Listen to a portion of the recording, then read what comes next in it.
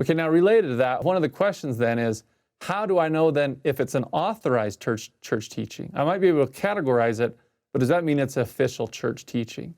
So how do we know if the church stands behind certain teachings? Let me give you 4 of them, 4 ways to think about it, whether it's official. Number 1, can I find it taught repeatedly in the Holy Scriptures? The Scriptures are our standard. They're called standard works for a reason. They are, as D. Todd Christofferson and Joseph Fielding Smith and many others, Boyd K. Packer, and they've said they are our standard, they're our measuring yard for doctrine, for the truthfulness. And by the way, not is it just found once in the Scriptures, but is it found repeatedly, consistently taught. The Scriptures authenticate each other. So we look at how the Bible as a whole teaches something, how the Book of Mormon teaches it, how the Doctrine and Covenants and Pearl of Great Price teaches it. And then we look how those things are coming together. The reason why that matters is you couldn't say, for example, take one lone verse that says, no man has seen God at any time in the book of John, which there is that saying.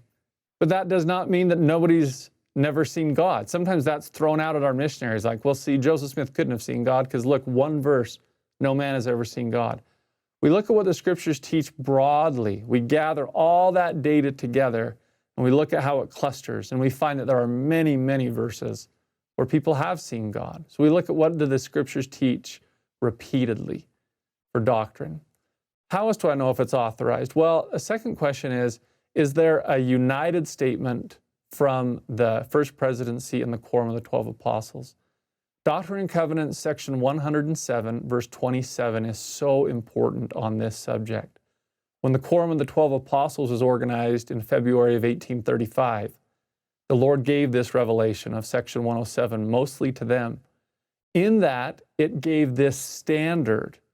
It said that all the decisions made by either of these quorums need to be by the unanimous voice of the same in order to have power and validity. Now, it does give the standard that a majority can render a quorum or render a decision when they're not able otherwise.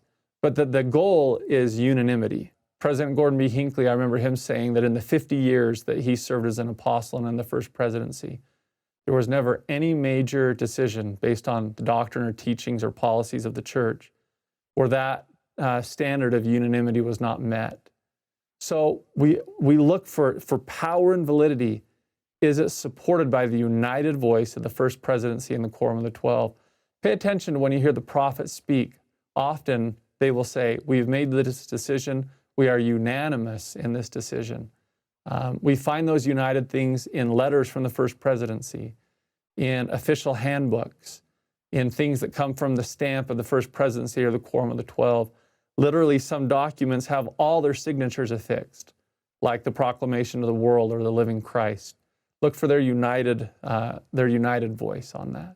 Third thing, is it consistently taught by general authorities and officers of the church acting in their official capacity? So maybe there's not a united statement that has been stamped and signed and sent. But if we take, again, what the general authorities and general officers are teaching consistently, it offers a chorus of what is being taught that is louder, as Elder Bednar recently said, than any solo statement on a subject. And then last, is it found in recent church publications? The church has this wonderful organization called Correlation, or their curriculum writers. They work very hard to make sure things that are published in the church's magazines, on the church's websites, in the teaching manuals that try to guide us in these other materials that we receive as church members. So if I'm finding that the official church is publishing it and releasing it, that is generally something that the church would stand by and say, yeah, that is one of our teachings. Now, that's not foolproof, but those are just 4 great ways to know if something is an official church teaching. So let me give you just a quick exercise again with official church teaching. So maybe we have a Heavenly Mother. Is that taught in the harmonized Scriptures? Is it taught by the united voice of the First Presidency and the 12? In the repeated teachings of general authorities? In church publications, in official church publications? Or maybe we hear about the enabling power of the atonement. Maybe sometimes people hear that Jesus was married. Is that an official church teaching?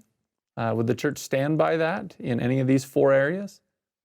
Or that Zion will be built upon the American continent?